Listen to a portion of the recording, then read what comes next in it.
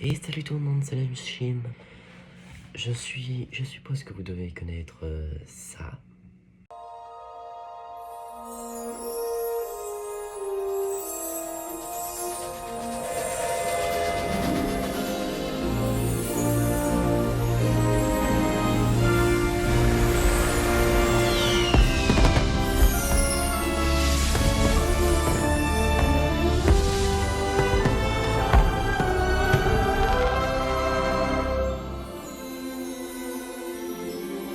Ou ça.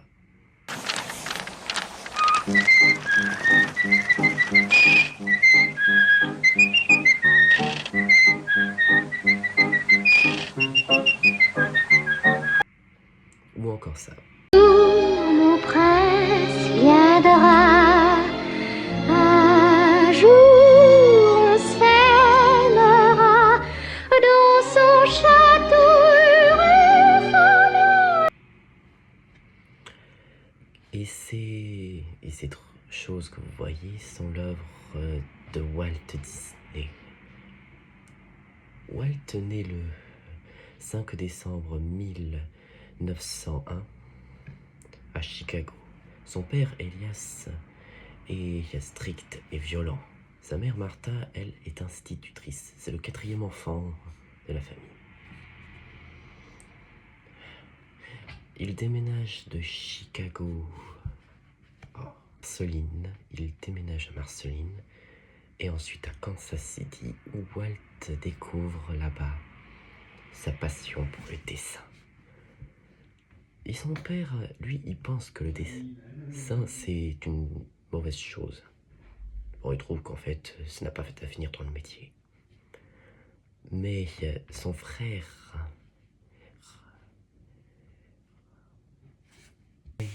son grand frère, l'encourage à persévérer dans les dessins. Et son père finit par lui payer un jour l'école de ses rêves. Il aura à la McGill High School, je crois, où il dessinera. C'est une école de dessin. Mais arriva un événement très particulier, la Première Guerre mondiale. Ça va, mon Rikiti? Et Walt décide à 17 ans, comme ça, d'entrer dans la Première Guerre mondiale. Et bizarrement, il est accepté. Il arrive en France, mais il ne perce pas dans sa carrière militaire, mais en tant que le caricaturiste de son régiment. Il devient la petite mascotte. Après la guerre, il propose ses dessins à un éditeur de dessins. Et il fut tellement impressionné de ses dessins qu'il l'engagea. Il est payé $50 par mois, ce qui à l'époque était beaucoup.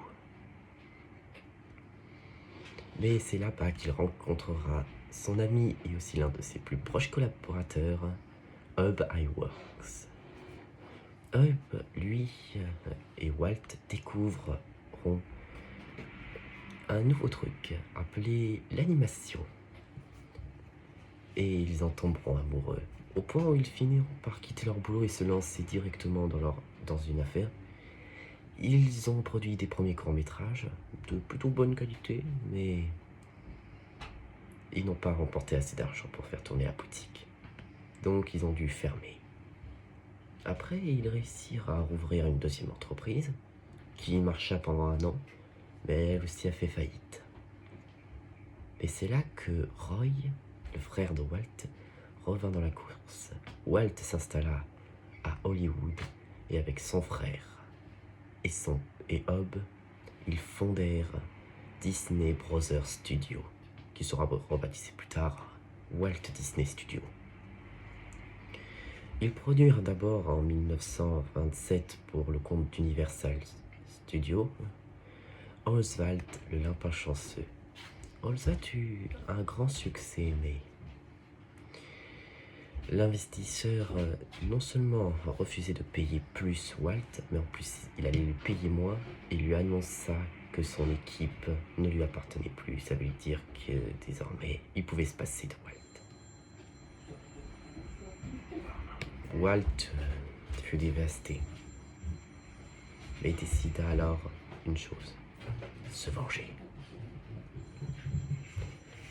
Avec l'aide de Hub, il pu créer Mickey Mouse. Bon, à la base, il voulait l'appeler Mortimer, mais sa femme lui disait non, c'est moche Mortimer. Et donc, elle lui proposa Mickey. Mickey eut d'abord deux courts-métrages qui n'eurent pas un grand succès. Mais c'est au troisième,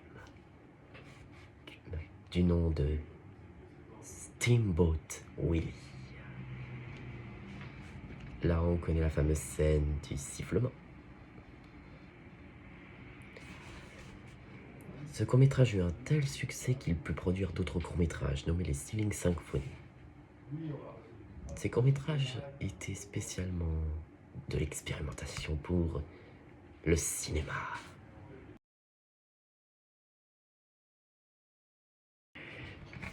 Alors, Walt, depuis des années, a un projet en tête, un long-métrage. Ce long-métrage est basé sur un film qui l'avait marqué en étant enfant. Ce court-métrage, ce long-métrage veut dire, et Blanche-Neige et les 7 nains. Et donc, il voulut produire l'adaptation en animation. Tout le monde appelait ça la folie de Disney parce que ça n'avait jamais été fait, un film d'animation de 1 heure. Mais il l'a fait. Et avec au moins 6 ans de travail, plus de 1000 dessins, il réalisa Blanche-Neige et les 7 nains.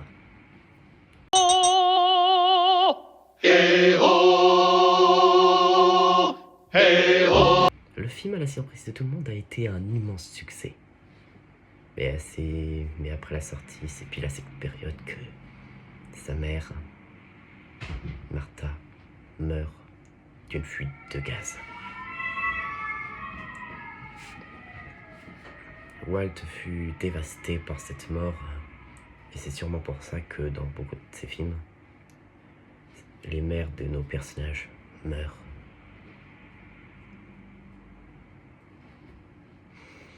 Bon. Ah oui. Après Blanche-Neige et les 7 nains, il réalisa Pinocchio. Lui,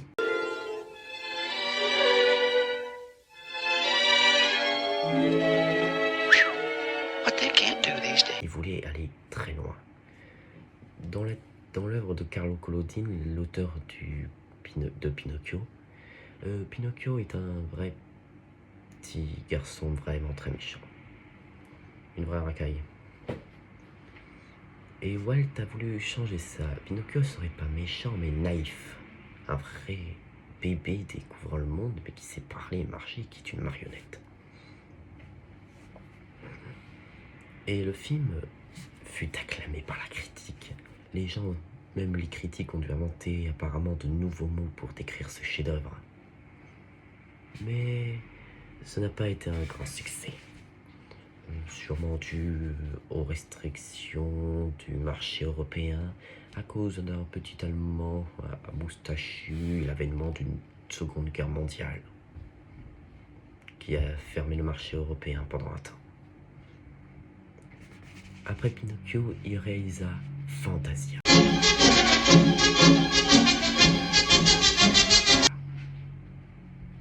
Fantasia non plus n'a pas été un grand succès. La faute aussi au marché européen, mais aussi à cause... le film dure plus de 2 heures et c'est un vrai orchestre. Pour les amoureux de la musique, c'est bien, mais c'est un peu chiant.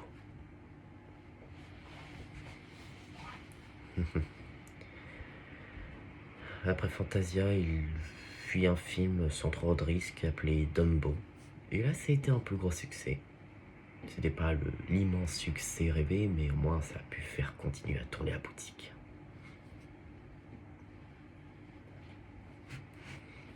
Après Dumbo, il se lança dans la réalisation d'un film qui lui tenait tant à cœur, marqué par sa vie dans une ferme. Il a vécu dans une ferme pendant un temps. Ce film, c'est Bambi. Alors, Bambi est très bon en animation. Il a même installé un zoo pour que les animateurs puissent dessinait mieux les animaux. Mais disons que le film n'a pas été un grand succès. Critique et financier, les parents reprochant principalement la mort de la mère par le chasseur.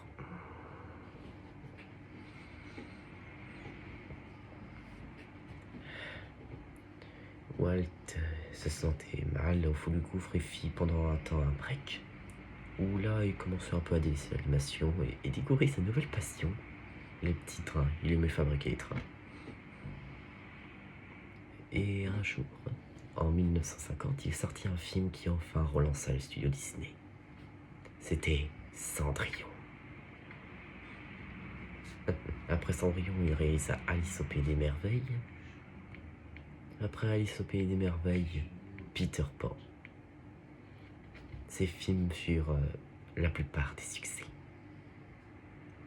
Mais un jour, en emmenant ses filles au parc, il eut l'idée, pourquoi pas, d'un parc Disney. Le Mickey Mouse House. Non, Disneylandia. Et pourquoi pas Disneyland? Tout le monde pensait que c'était encore une folie, mais il avait prouvé au monde entier que c'était pas une folie. Une fois le parc ouvert, tout le monde y entra. Et ça a été un succès. Sinon,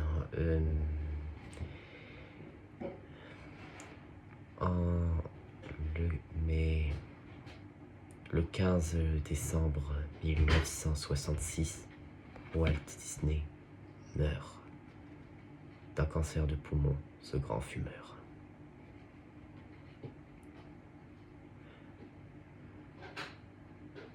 Il venait juste de fêter son anniversaire en plus.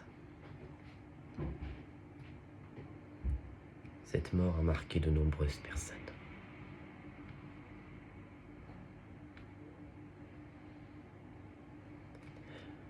Mais il avait une certaine phrase, que tout a commencé avec une souris. Mais parfois, moi, j'aimerais bien dire que tout a commencé avec un petit gars du nom de Walt Disney. Bon, si vous avez aimé cette vidéo, n'hésitez pas à vous abonner et à laisser un commentaire pour savoir si vous voulez que je fasse une vidéo en particulier. Et je vous dis salut.